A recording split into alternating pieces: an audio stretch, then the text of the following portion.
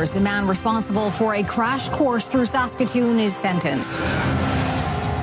The Remai Modern in need of major maintenance. The boiler beefs the facility is facing. And Home Sweet Home, a special delivery for residents who lost their houses in last summer's wildfires.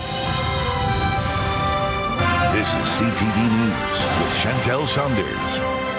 Good evening. A 33-year-old man who stole a work truck and sparked a high-speed police chase through Saskatoon last summer has been handed a 5-year prison sentence. Stacey Hine has more on his charges and court conditions. It was like a scene from a movie. Last July, a high-speed police chase ripped through Saskatoon, ending with a work truck being driven off the road. The driver, 33-year-old Kaz Daniel, pleaded guilty to several charges including robbery, dangerous driving while impaired, and aggravated assault of a police officer. He has now been handed a 5-year prison sentence. According to Saskatoon police, the crime spree began on the morning of July 9th when Daniel robbed a convenience store, attacking employees with bear spray and stealing money from the cash register. Police said he then assaulted a taxi driver and drove a cab into the store before fleeing the scene. About an hour later, at Wiggins Avenue and Cascade Street, he stole a truck while sewer work was being done in the area. Daniel sped through downtown and residential neighborhoods during morning rush hour. In the more than half-hour pursuit, he rammed 2 police vehicles and 2 officers fired their guns at the truck. Daniel was eventually forced off the road by police on Circle Drive near Valley Road. With credit for time served, Daniel has about 4 years left to serve, and he'll be prohibited from driving for 5 years after he's released. Stacey Hine, CTV News, Saskatoon. Police have charged a second person in connection to the city's first homicide of 2026. On February 3rd, 2 men went to St. Paul's Hospital in need of emergency care after being stabbed near 21st Street West and Avenue P South. One of the men died of his injuries. A 26-year-old man has been charged with manslaughter and aggravated assault. Last month, a manslaughter charge against an 18-year-old man was downgraded to accessory after the fact to manslaughter, accessory after the fact to aggravated assault, public mischief, and obstruction of justice. A 17-year-old boy charged in the death of a 16-year-old Prince Albert girl is scheduled to be back before the courts later this month. The teen is charged with second-degree murder in the death of Rihanna Cook. She was shot on November 27th in the 900 block of 12th Street West in Prince Albert and later died of her injuries. The youth, who cannot be named, is the same person taken into custody at the homicide scene in November and later released. His case was before the courts this morning, but his lawyer requested more time to work on the case. It has been adjourned until March 25th. Prince Albert police are investigating the death of a toddler in the city. Emergency crews were called to the 900 block of 2nd Street East for an unconscious 3-year-old boy who was not breathing. The toddler was taken to Victoria Hospital where he died. An autopsy was done today. Police say they will provide updates when they can. Battleford's RCMP are trying to determine if multiple deaths in the last week are connected to a potentially hazardous liquid that is circulating in the area. Both the Ministry of Health and the RCMP have issued advisories about the beverage making its rounds. RCMP say at this point they don't have further details to provide about what the drink looks like or what it might contain. They are advising people not to consume unknown liquids or beverages being offered to them. Anyone who knows anything about the liquid is asked to report the information to police. 2 youth have been arrested after 3 weapons were seized from outside a Saskatchewan high school. RCMP were called to Greenall High School in Balgony late this morning over reports of a person with a gun who was in a nearby vehicle. Police say the report came in from someone driving by on the highway. The school was placed in hold and secure. 3 BB-style long guns were seized. The 2 youth were taken into custody. No one was hurt, and police say there's no risk to public safety. Police say no charges have been laid in connection to the incident. A pedestrian has died after being hit near Hague on Highway 11. It happened yesterday morning just after 7 o'clock.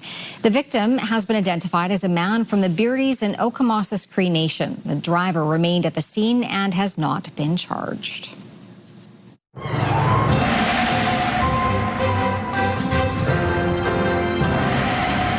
Well, Jeff, that weather was not pleasant. The wind today, quite strong. Quite strong, but as advertised. We knew it was going to be a windy day. We knew it was going to be cold, and it was both of those things. And as we head into the latter part of the week, work week into the weekend, temperatures are going to be warming up. In particular, by Saturday and Sunday, things are looking really nice. But we'll talk about that in a little bit. Just want to let you know about we're keeping our eye on this system coming up out of Montana, impacting southwestern Saskatchewan. Depending on the timing, that could create some freezing rain issues. So we'll check with the Highway Hotline and Environment Canada, see if any issues or any alerts have been issued. But right now, we're going to keep an eye on that. That seems to be the most active weather for the province right now. There is political fallout tonight over a comment made by the Minister of Social Services about library safety. And tonight, Terry Jensen is being called upon to not only visit library workers as they face increasing violence on the job, he is also being asked to work a shift. Remai Modern explains.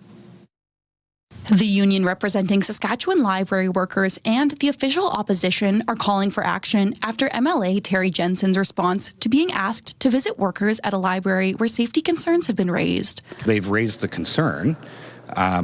It's a law enforcement issue. If they're feeling harmed, it'd be no different than, if somebody's feeling harmed working at 7-Eleven. Does that mean I should go talk to the individual at the 7-Eleven? Saskatchewan NDP leader Carla Beck criticized the remarks, challenging Jensen to work a shift at Saskatoon's downtown library. It was embarrassing. It showed that the minister neither understands nor takes seriously the concerns of library workers, something that shouldn't be news to him in terms of persistent and escalating concerns when it comes to the violence that library workers are facing. Jensen's office provided a statement to CTV News, which he reiterated in question period. As I said yesterday in the media scrum, Mr. Speaker, violence in the workplace is completely unacceptable, no matter the workplace. While Jensen was not available to media following question period, Minister Laurie Carr did respond to the proposition when the topic was brought to the floor. Thank you, Mr. Speaker. Mr. Speaker, I know that my colleague would be more than happy to do that, and he has confirmed with me that he would. Instances of overdoses, assaults, and an attempted kidnapping were previously cited as concerns library staff have had to handle. Contrary to one example provided yesterday, the Regina Public Library clarified that remarks stating a library employee lost a finger in a machete attack were not accurately described. The RPL told CTV, quote, "The incident referenced happened in 2023. It started outside of the library, progressed into the library entrance, and an individual, not a staff member, sustained an injury. No staff lost a finger." The QP president says the issue is still an example of library safety in the province being a major concern. It impacted our members, folks that work in those places or near those places that see that happening. That has a psychological impact. It creates a dangerous workplace for them. And so it was raised as an example of the types of stuff that we're seeing across the province. Remai Modern, CTV News, Saskatoon. The Saskatchewan NDP says its proposed policy to lower power bills and car insurance was blocked by the government at the legislature today. Sierra D'Souza Butts on the government's response says both SaskPower and SGI rates will see an increase after a decade. SGI and SaskPower recently announced rates are going up, and in response, the Saskatchewan NDP wants to propose a piece of legislation called Lower Power Bills and Car Insurance Act. But NDP MLA Alina Young says the public will never know how it could help them because the government won't allow it to be introduced in the legislature. The Sask Party government is blocking the introduction of a bill that we think is important and that we believe will speak to the very real affordability concerns being faced by the people of Saskatchewan. The introduction of the bill follows SaskPower increasing its rate by 3.9%, along with SGI hiking its rate to 3.75% for 2026 and 2027. The NDP stating the rise will further impact people's cost of living. They are diminishing the lived experience of all of these folks, whether it's $40 to $100 more on car insurance this year and then $40 to $100 more on car insurance next year. Saskatchewan's minister responsible for Sask Power and SGI defends the rate changes, stating the reason for the hike was to support SGI's auto fund, which covers the cost for repairing damaged vehicles. Where we are at right now, given the increase in cost of repair per vehicle and the pressure that's putting on the auto fund, is that we've had to make that rate application, which is the responsible thing to do. Harrison says the rate increase was needed after a decade of not being adjusted. Over the course of the last decade, where the auto fund was in a significant MCT position of surplus, and because of that, the recommendation had been to return at that point surplus funds in the auto fund to insured members who are a part of the program. Adding, the rate increase for SGI will help support the auto fund in a viable long-term place. Sierra D'Souza Butts, CTV News, Regina. The Remai Modern Art Gallery is due for costly repairs to maintain its collection. Keenan Sorokon has more on what the building needs and the costs associated with that.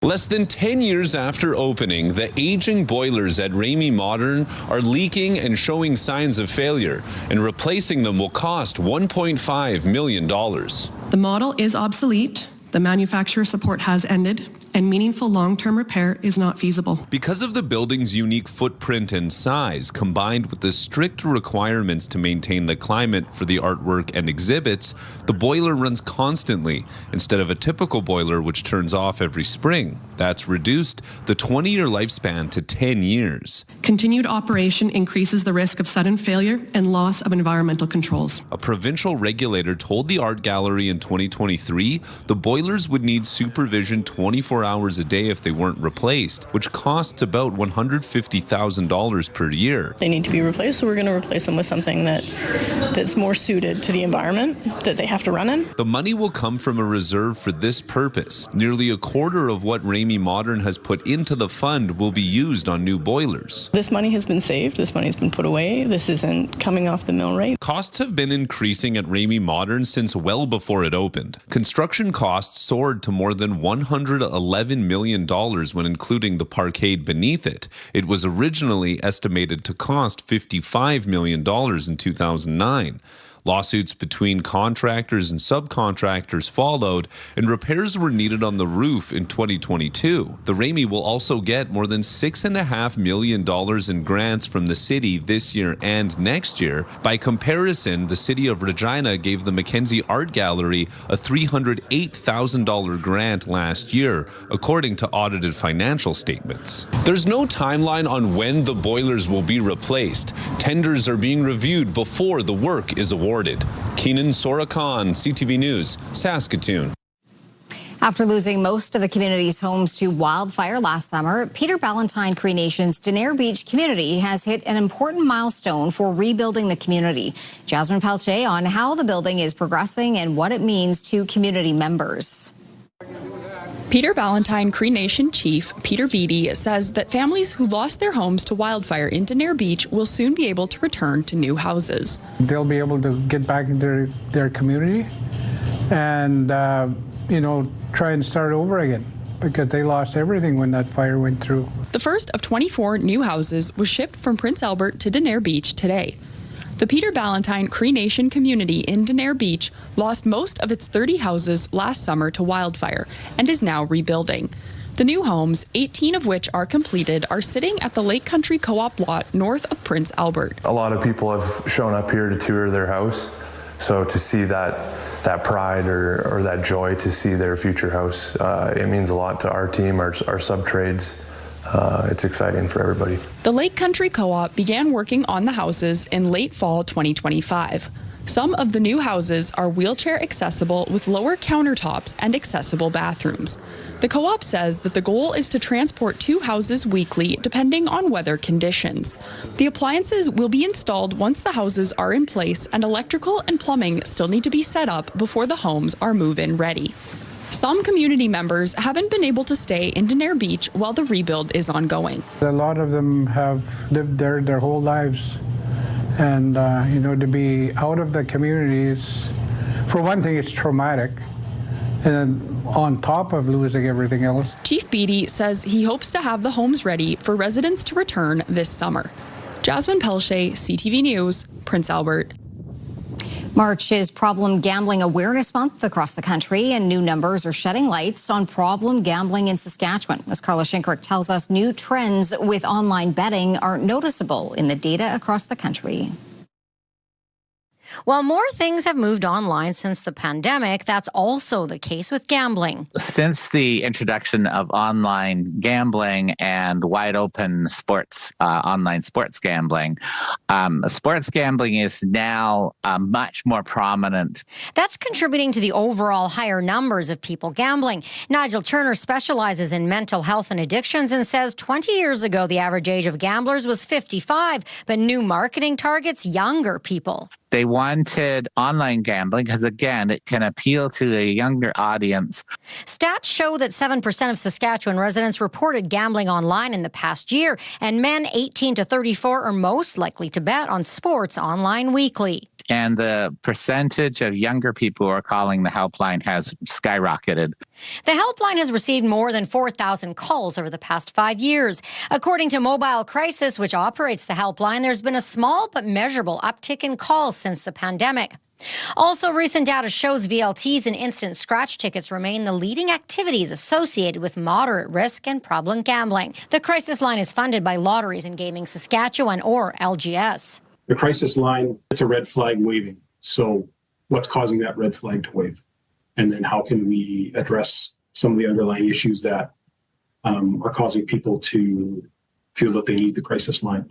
The LGS also funds research into awareness and addictions programs. The Western Canada Lottery Corporation says it will be introducing more responsible gaming safeguards on legal sites like Play Now. The new digital platform is going to include even more features that allow people to set their own limits when it comes to spending and time spent, as well as check in with themselves. Officials warn illegal gambling sites may use aggressive marketing tactics and lack the responsible protections mandated in Saskatchewan.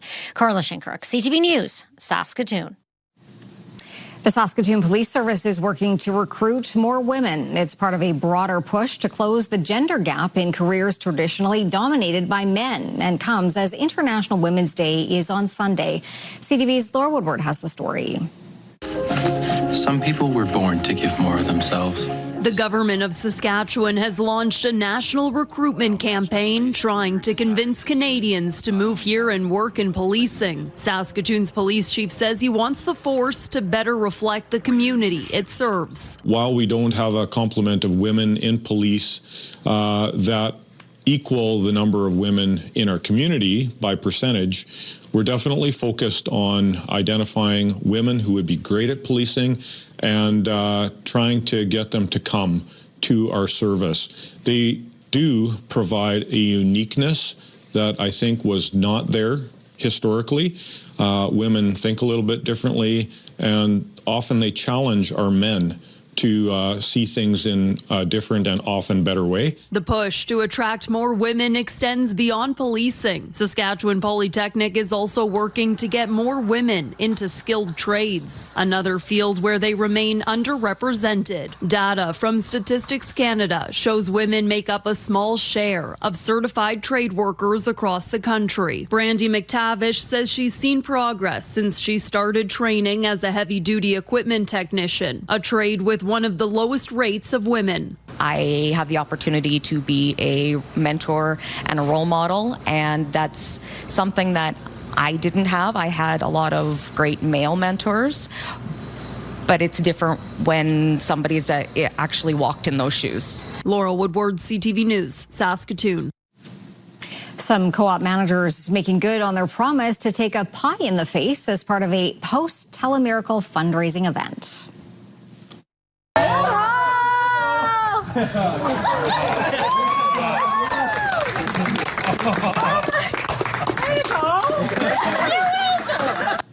The Central Plains Co-op store in Rosetown set some fundraising milestones that, if met, managers promised to take a pie in the face. Their goal of $1,300 was blown away, with more than $7,700 taken in for Telemiracle.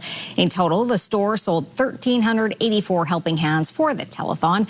By hitting their final goal, board president Brian Watson was the last to receive a pie in the face. Still to come, the big boom heard in parts of BC. Also, the latest from Iran, the attack and the retaliation, and where citizens are left.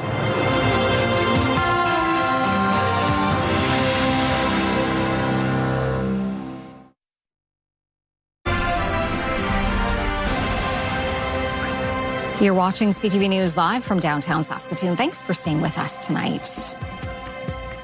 Tehran and other Iranian cities are still under bombardment from the U.S. and Israel. Iran and its Lebanese proxy are retaliating, targeting Israel, Arab nations with U.S. bases and diplomatic missions, and now NATO member Turkey. And as Adrian Gobriel reports, several U.S. embassies are closed, with both Americans and Canadians being urged to find a way out of the region. Pulled from the waters along the southern coast of Turkey, this is the remains of a NATO interceptor missile that knocked an Iranian attack out of the sky.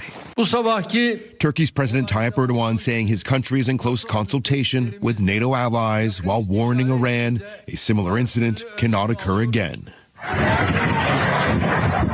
In Iran, thunderous explosions echoed across the besieged nation as Israeli forces confirm they've begun a 10th wave of strikes, with U.S. forces hitting deeper into the country. In the 5 days since this war broke out, more than 1,000 people have been killed in Iran, according to a U.S.-based human rights organization. In Lebanon, smoldering debris sends smoke billowing into the sky in Beirut, where the IDF has vowed to uproot Iranian-backed Hezbollah after it launched strikes into Israel. The numbers are increasing. We have more than 80,000 people, including 24,000 children, forcibly displaced in Lebanon. Many were still displaced since the previous escalation. This video shared by the U.S. Department of Defense showing the moment a U.S. submarine sank an Iranian warship. The bodies of some 80 sailors reported dead at sea, located by rescuers along the southern coast of Sri Lanka. With 3 other NATO nations, Greece, Britain, and France, sending naval and Air Force personnel to Cyprus following Iranian drone attacks there, this expanding conflict has reached new shores. More than 100,000 Canadian citizens and permanent residents in the Middle East have registered with Global Affairs Canada. CTV News visited the Canadian consulate in Istanbul to try and ask questions on behalf of Canadians stuck in the midst of this conflict. Passport in hand, security inside this building refused to allow us to enter the consulate. Our request to interview Canada's ambassador to Turkey was also denied. This is Adrian Gobriel with CTV National News. One official speaking on background tells CTV News that a range of options are being looked at to help evacuate Canadians by land and air, while assisting those in Iran remains the most difficult, without an embassy inside that country. With war on the horizon, a sunset call to prayer preaches peace in a region and a world where tonight it's in very short supply. The attempted missile strike here in Turkey makes this the 11th country targeted by Iran since this war began. Adrian Gobriel, CTV News, Istanbul.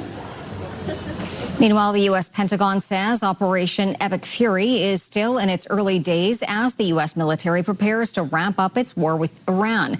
As the Secretary of War said, quote, they're just getting started. CTV's Joy Malbin has more from Washington. With the sinking of an Iranian naval ship in the Indian Ocean, the U.S. military says it has hit more than 20 Iranian ships and 2,000 targets. The Secretary of War couldn't help but boast. The Iranian Navy rests at the bottom of the Persian Gulf. Combat ineffective, decimated, destroyed, defeated, pick your adjective. They are toast, and they know it. Pete Hegseth declared America is winning, and Iran can't outlast the U.S. With more warplanes arriving in the region, the Pentagon claims it will completely control Iranian airspace soon, warning of an even bigger wave of attacks to come.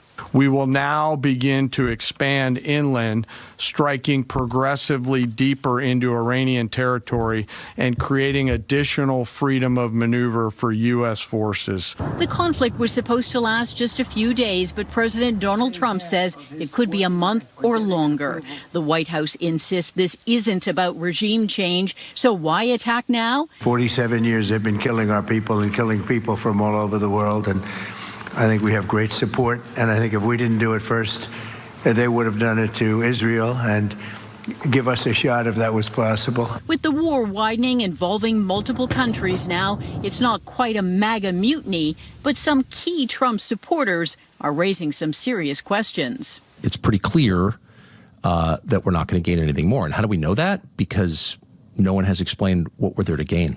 Meantime, both the House and Senate will hold votes this week. Some lawmakers want to limit President Trump's war powers, but it's not expected to go anywhere. Joy Malvin, CTV News, Washington. Prime Minister Mark Carney provided a candid insight into his conversations with the U.S. and Chinese presidents during his trip to Australia earlier today. CTV's Abigail Beeman reports from Sydney. You don't want to say anything in public that you can't back up. At a fireside chat at a top Australian think tank, Prime Minister Mark Carney pulled back the curtain on dealing with world leaders, starting with Donald Trump. It's quite different in private. It's much more. He is more interested in your viewpoint on various things. While he said Chinese President Xi Jinping spent 10 minutes in his first meeting discussing how he wanted personal interactions to go. I interpret it, don't lecture me in public, bring issues to me directly. And when he said central bankers have more fun than prime ministers, illustrated by a story about mixing a time-crunched decision with top European wines, Carney used the F word. You know, tick, tick, tick. And he's like, well, have this one, but, you know, the Pinot Grigio. And I'm like, and then he finishes it and he says, okay, listen, we have an hour. Earlier in the day, Carney held a series of meetings and announced a deal to further investments by pension funds in both Australia and Canada.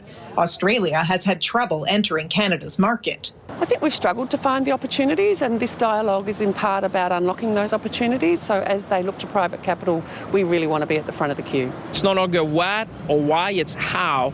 And that's what the Prime Minister is fixing here, is the how to make sure that they can invest more in Canada. This is good. And that's music to the ears of this recently retired Canadian couple on holiday in Australia. So I would love to see more diversification with equal-minded, similar-minded folks like the Australians. That's just a no-brainer. Canada's Prime Minister will next address Australia's Parliament and meet with their cabinet and Prime Minister. Abigail Beeman, CTV News, Sydney. A surprise for residents in the Vancouver area last night.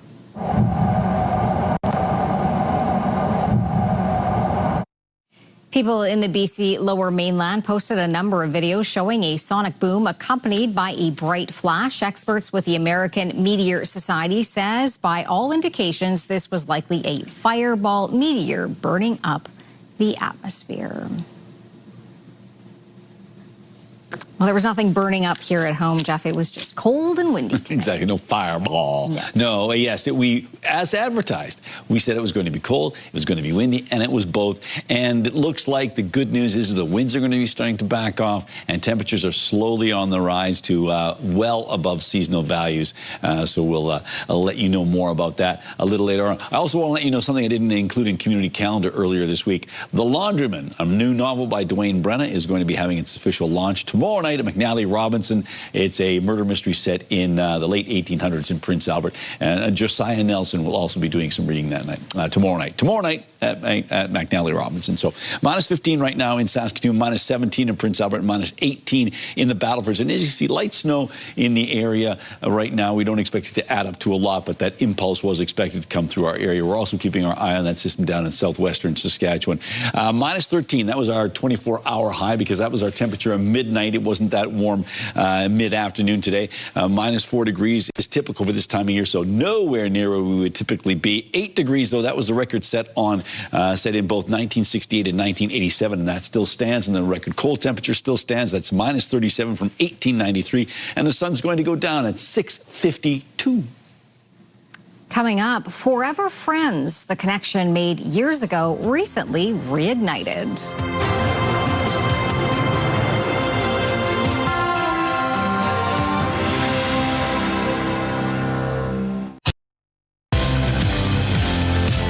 Calling all musicians, it is tryout time. Wednesday on Your Morning, the Ryder Pep Band is gearing up for the 2026 season, and they are looking to add to their roster.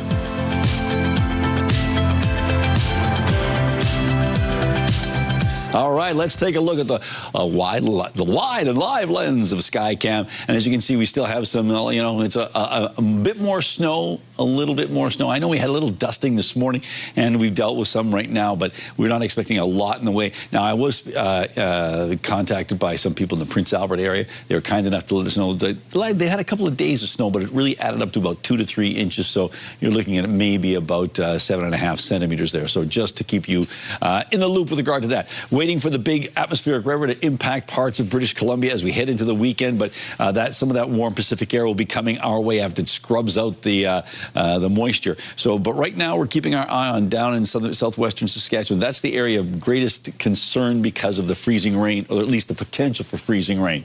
So right now, a little bit of flurry activity in Saskatoon and the Prince Albert area. Temperatures of around minus 16 degrees, minus 18 in the Battlefords, and the wind already started to back off in Prince Albert and area. The hot spot in the province, that was Cypress Hills Provincial Park at 6 degrees, and the cold spot, whew, it is cold. It was cold, rather. Stony Rapids at minus 45. The good news is things will be warming up in northern Saskatchewan as well as the rest of the province. Currently, it is minus 16 degrees in Lloydminster, minus 8 in Swift Current, minus 13 in Regina, 1 degree colder in Yorkton, 1 degree warmer in Estevan.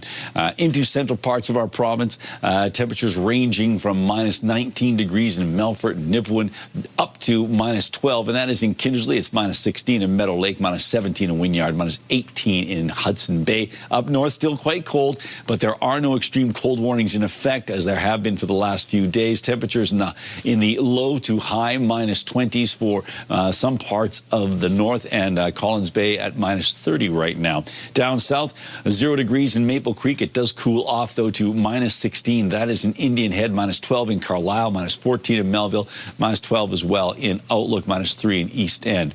Our futurecast, with those pressure lines, you can start those white lines starting to separate, gap a little bit more, so that indicates that the winds will be dying down. But there is that area of concern. You can certainly see as we head into the, I'll say around midnight, yes, there could be the possibility of some poor road conditions. So again, check out the highway hotline. There's nothing right now, but that may change.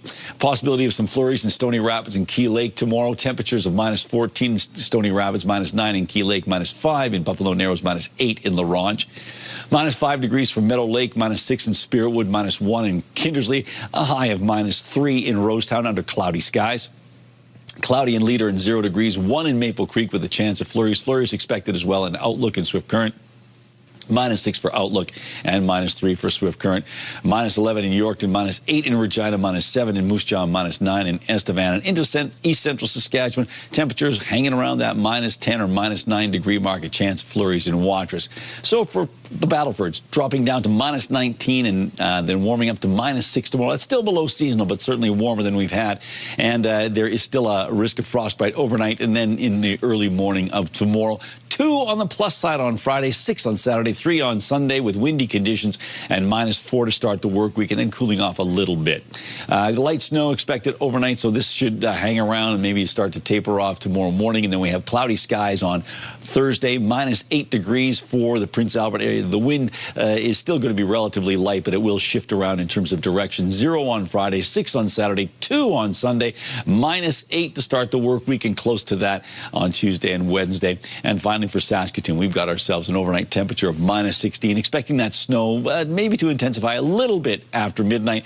Minus 7 degrees with cloudy skies as we take a look at Thursday. Friday, 2 on the plus side, 6 on Saturday, Sunday 3, so a melty trio of days there, and minus 5 to start the work week, close to that on Tuesday and Wednesday.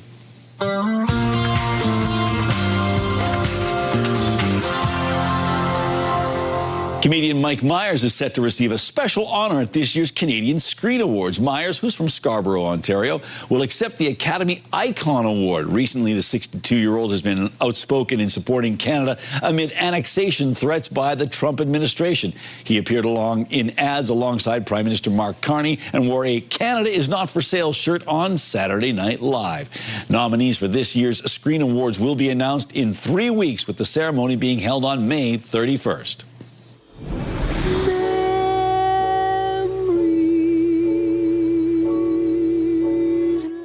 Marvin Hamlish scored big that night of the Oscars, but I digress. As Hollywood counts down to the Oscars, Barbra Streisand is reportedly in talks to perform during the in memoriam portion of the ceremony. Variety reports the plan is to have Streisand perform as a tribute to Robert Redford. They starred together in 1973's The Way We Were. Redford passed away in September at age 89. The report says it's not certain if Streisand will perform alone or with other artists.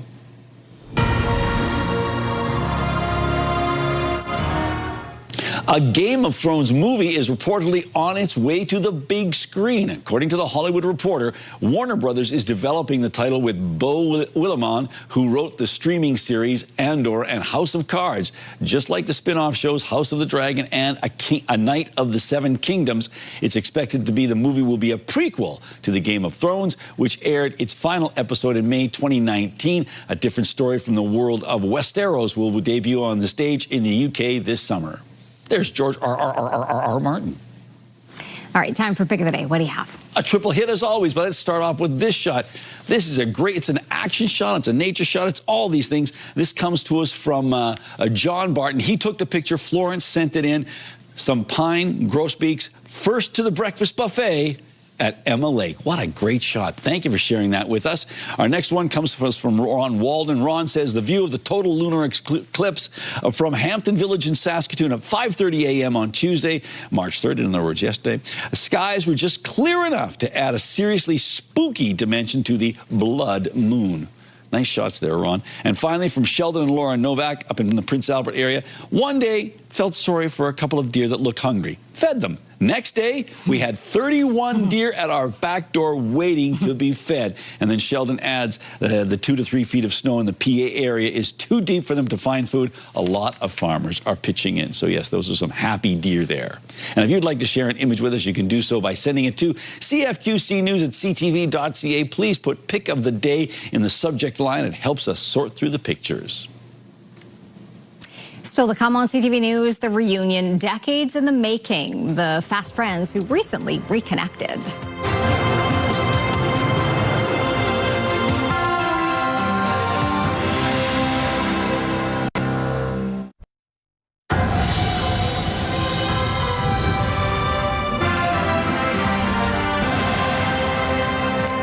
The power of social media has reunited two long-lost friends from opposite sides of the globe. Jacob Carr explains how a former Saskatchewan resident reconnected with her friend from Japan. Back in 1996, both Kirsten Fleming, formerly from Regina, and Naomi Uchibayashi from Japan took part in the Regina Fujioka Student Exchange Program and became friends. Fast forward to this year, when Fleming was recently in Japan for the Tokyo Marathon and had a thought to try and track down her old friend. A couple of Instagram posts later and some help from the program, Fleming had found her. Someone in the program went to her high school, and the principal of that high school was like, oh, I know where her mom lives, and went and knocked on her mother's door and just said, your exchange student from 1996 is here and wants to see you. Fleming says she got up early Saturday morning in Tokyo and hopped on a train to Fujioka to be reunited with Uchibayashi. Oh, I can't believe it. It was very surreal and really overwhelming. I was just like shaking, and I got there and there were so many people and everybody had their phone out, and they had like people from City Hall, Fujioka were there, and people who had been through the program after me. Gilbert Proul, who currently works with the program and took part in it as a student in 1999, says Fleming's story is not only about the positive power of social media, but also the lasting connections that the exchange program creates. Thought it was an incredible story to share about what this program can do for people, and even for myself too, because I went years without any connection with my student, but now we've reconnected over Facebook in the last decade. As for what's next for the rekindled friendship, Fleming says she is hopeful Uchibayashi and her family will soon make a trip to Calgary to hit the slopes. We've been communicating a lot and exchanging pictures and comments, and we're hoping that they maybe come and visit us and come skiing one of these years, because they really love to ski, and we live in a ski town, so let's have them. From 3 decades of no contact to 2 peas in a pod once again, all thanks to the power of social media. Jacob Carr, CTV News, Regina. When we come back, what a survey says about the arts in Saskatchewan, and later putting people through the wash.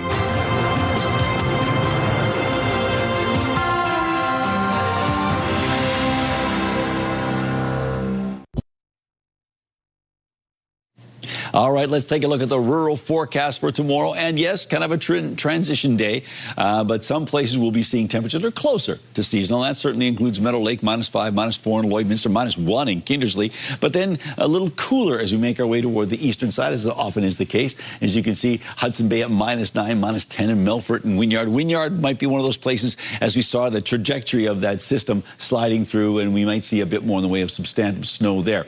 Down in southern parts of the province, temperatures are relatively mild towards the western and central parts of the province. Then things do start to cool off. Kenora expecting to hit -12 for a high tomorrow, so certainly below seasonal with some snow, and -10 as well down in Carlisle. So what's the situation for Central Butte? Central Butte, once again, the winds aren't so strong tomorrow, cloudy and -3. And don't forget, I believe it's this, we have the Bonspiel, Ladies Bonspiel coming up this Saturday, I believe. Oh, and Central Butte is one of the places where internet plans of up to 1 gig are available from SaskTel. A new survey is showing strong support for arts in Saskatchewan. The survey conducted by Saskatoon-based research firm Insightrix on behalf of the Saskatchewan Arts Alliance showed around 3/4 of respondents believe arts and culture are important to life in Saskatchewan. But more than 8 in 10 people surveyed said affordability limits their ability to engage in the arts, whether it's concerts, theater shows, or visits to art galleries. It's really important to do this work and this research beyond our reach as the Arts Alliance. We're really connected within the arts community, but when we're able to kind of probe further than, you know, people who already support the arts and look at those opinions, we're able to better understand, you know, how to articulate our value as a sector. The survey was conducted last fall and polled 400 people across the province. The Saskatchewan government has signed an agreement to create a national energy corridor along with 9 other provinces and territories. This new agreement is meant to improve electricity connectivity between the provinces with a goal of better energy security across Canada. For Saskatchewan, the province says better transmission means new economic opportunity, supports growing power demands, and improves the reliability of the grid. Nunavut, Newfoundland, and Quebec are the only provinces or territories who haven't signed on. Coming up, making the call for your pets. Then the human version of a car wash.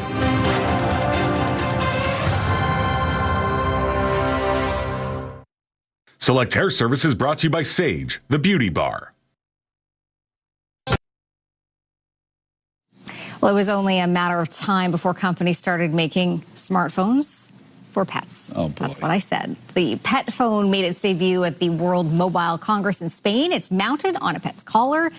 When it senses a lot of barking or agitation, the phone automatically calls the owner. A camera allows the owner to see what's going on, and then they can speak to their pet. So you're not going to get one, I take it? Well, it's like, bird, what's there? It's a bird. It's a bird.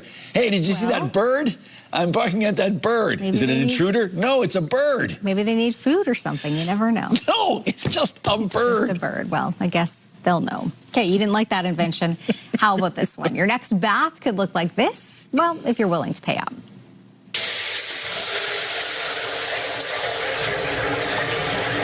The makers of a futuristic human washing machine in Japan are promising a full body clean in just 15 minutes without any soap or scrubbing. One of Japan's biggest home electronics makers is displaying a demo unit at one of its stores. Once a person is seated inside, the special tub it fills with warm water with bubbles, 2 types to remove dirt and cleanse the skin, and a built-in projector shows peaceful images, and immersive speakers play music picked by monitoring your heart rate. For, you know, just like a relaxing experience. I could see this going horribly off the rails. Well, it could. Yeah. It's probably not cheap either. So. Oh, probably not. Probably not. But they have a different tradition in Japan. They wash first and they bathe second. Anyhow, this does it all by the sounds of it. Does it all. Well, hello. Okay, moving on. Don't get us into trouble. The boss is coming tomorrow. Oh, that's right. That's right. He's probably going to hear this. Pure thoughts and deep breathing. Right, that's me. Yeah. It was nice seeing you all. Have a great night.